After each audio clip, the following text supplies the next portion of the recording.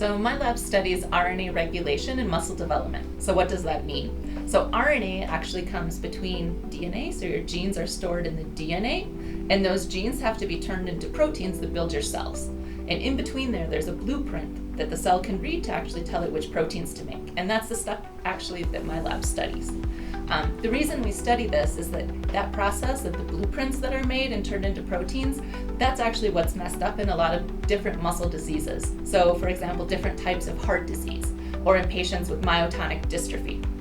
And so my lab uses Drosophila melanogaster, the fruit fly, as a model to actually study and understand how that process works. So flies have muscles, the same as we have muscles. Their muscles are built of the same proteins, and they even function the same way.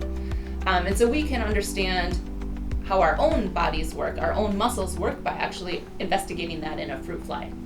And we have flies that we work with that the same protein that's affected in patients with myotonic dystrophy, the protein is called SELF1, CELF1. And so by using flies to figure out what Bruno is doing, we can actually understand more about what's going wrong in the muscles of patients with myotonic dystrophy. My lab uses a lot of different types of techniques. We do genetics, we do cellular biology, molecular biology, biochemistry, and also bioinformatics.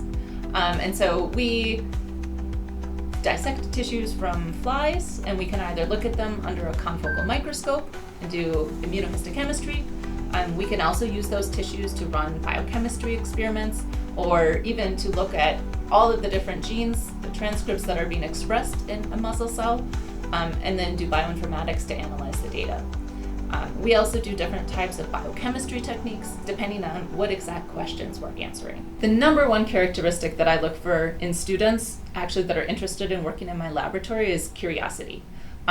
There's just something that drives and motivates people from internally that shows that they're really interested and they're very curious about what they're working with, either with some basic genetic principles or how muscles work or how RNA biology works. And that's something that you can't teach. So students have to bring that with them actually into the program and into my lab. In terms of my mentorship style, a lot of my mentorship style is learning by doing. So I believe really strongly in I'll teach you how to do it, and then you do it on your own, and I'm helping you, I'm guiding you, right to the ultimate point where you're independent and able to do it on your own.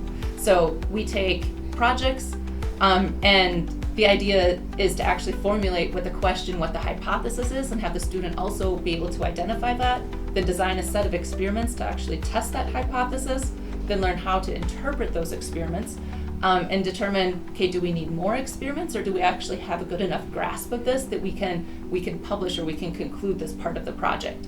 And so my training of students also includes not just work in the lab, but also learning a lot of the other skills that are necessary to survive life as a scientist. So being able to write, being able to clearly communicate science, being able to negotiate and interact and collaborate with people in the lab, also outside of the lab, to actually advance your own science. And so I try to take, I guess, a holistic view of what the student is and what they want to learn, but also where they want to end up in their careers. What I like about working in Maria's lab is that in addition to being a nice person, she really supports all aspects of my development as a researcher. Because as a graduate student, at least, it's not just the coursework or actually doing the experiments, but you also have to do quite a bit of writing and developing other skills that frequently people don't focus on as much, and she's always been very supportive of that for me. And what I like about being at UMKC is really the faculty as a whole.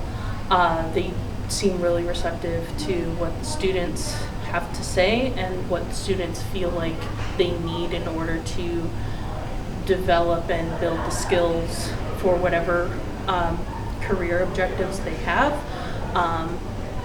whether it's industry or staying in academia. And compared to other institutes that I've been at previously, it's nice to have such a large supportive community of people who've been through different career paths. I like Kansas City because it's definitely big enough that you can find a place that fits what you're interested in. I've become part of a group that plays D&D here. I've become more interested in some of the musical arts. The Kaufman Center here has symphonies and operas that as a student I get discounted tickets to.